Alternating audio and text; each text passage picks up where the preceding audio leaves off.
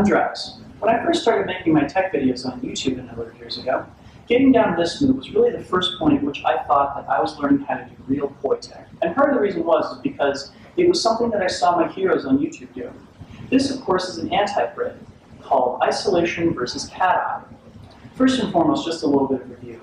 Now, I've done an entire tutorial on how to perform a vertical cateye, but it was done many, many years ago and the audio wasn't terribly good, so I'm going to do just a little bit of a brief recap right here. When learning how to perform a cateye, you want to keep the poi along your center line and try moving your hand up to one shoulder and see if you can get the poi head to the opposite shoulder.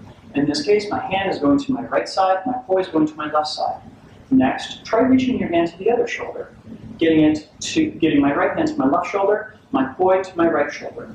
Try going back and forth between these two sides, seeing if you can get the poi to bounce just a little bit. As you get to the bottom each and every time, you should wind up with a poi pointed down, straight between the legs, like so, on your center line. After a while, when this becomes comfortable, what you're going to do is you're going to pick one side that your hand's going to go over with. I'm going to do it on my right side because that is my dominant direction. So the next time my hand is over on the right-hand side, I'm going to pop the poi up towards the ceiling and I'm going to try and rush my hand underneath it. Now the point of doing this is that I'm trying to get back here where I have my hand at my non-native shoulder and the poi at my native shoulder so I can drop straight back down my center line. In other words, as I'm bouncing back and forth, when my hand is on my right shoulder, as I pop the poi up, I try and get my hand to my left shoulder and back to this bouncing move right here. You should eventually get to the point where you can perform multiple reps of this trick, having your hand move around in a circle, with the poi moving in an ellipse around it. It's really common when you're first starting off to actually do this move right here, where your hand, rather than moving in a circle, is moving straight back and forth in a line. This move is called a trammel, and it's similar to a cateye, but it's not quite a cateye. One of the best ways to break yourself out of this is to think about having to go up and down in the course of the move, going from your nose down to your hips as you're completing that circle with your hand. Now, it should be noted, as I'm performing this, I'm having my poi move around clockwise while my hand moves around counterclockwise. This is because this is, in fact, an anti-spin move. When it comes to integrating this together into an antibrid, life gets a little complicated because, as it turns out, there's two different timing and directions that we've got to worry about here. The poi are actually moving together and together opposite. If you look right closely, you'll see that both of the poi are pointing up at the same time and down at the same time as well. Your hands, on the other hand, are moving around in split time, same direction. It's the difference between the timing of the hands and the timing of the poi that result in this looking like such a cool hybrid, right? So how do you actually put those two pieces together? Well, it's complicated. Let's start off with the basics, shall we? This is an exercise that we did when we were learning how to do static spin versus tricatcher, and that's actually pretty helpful here too. I'm going to begin with my poi going back and forth in pendulums.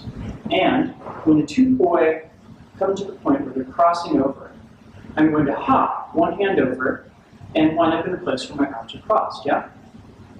Again, if my arms uncrossed, I'm going to wait until my poi are even with each other and pop them up and around until they're crossed on the other side of my body. Again, I want to wind up at such a point where the two poi are even with my hands as they go back across my body, right? To get back out of this, what I want to do is wait until the two poi are crossed over each other again like that. And I'm going to drop my right hand down and my left hand stays right where it is, yeah? So altogether it winds up being popping up and over, and down and around.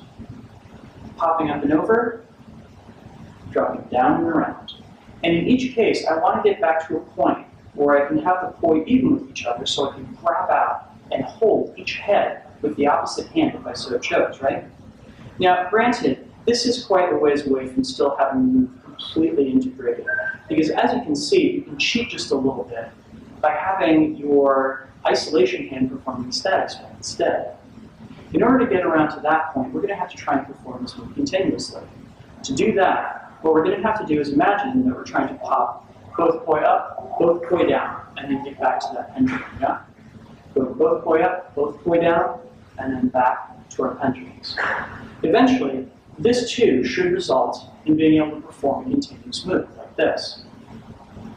Now again, it's not terribly unusual for two things to go wrong here. The first one is notice that my left hand is actually creating a trammel itself. My right hand is doing its best to create a cateye around it, but now it's creating a very, very, very long ellipse in so doing.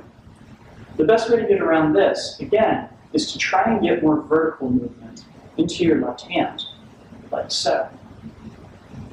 Another thing that can go wrong if this tremble ends up happening with your isolation hand is notice how I'm losing the point of connection on the bottom between my hand and poi. Try and do a visual check all the way around this move to ensure that that point of connection doesn't break. I should always be able to reach out and touch my left hand poi with my right fingers. This one is definitely difficult, but not impossible. Next week, we're going to challenge one that's far more difficult. Isolation versus horizontal cateye, which, again, this was a huge summit for me to clear in my first year of tech spinning. So, thank you guys for watching, and I'll be back with you next week. Peace. This video right here was made thanks to the kind contributions of these folks right here.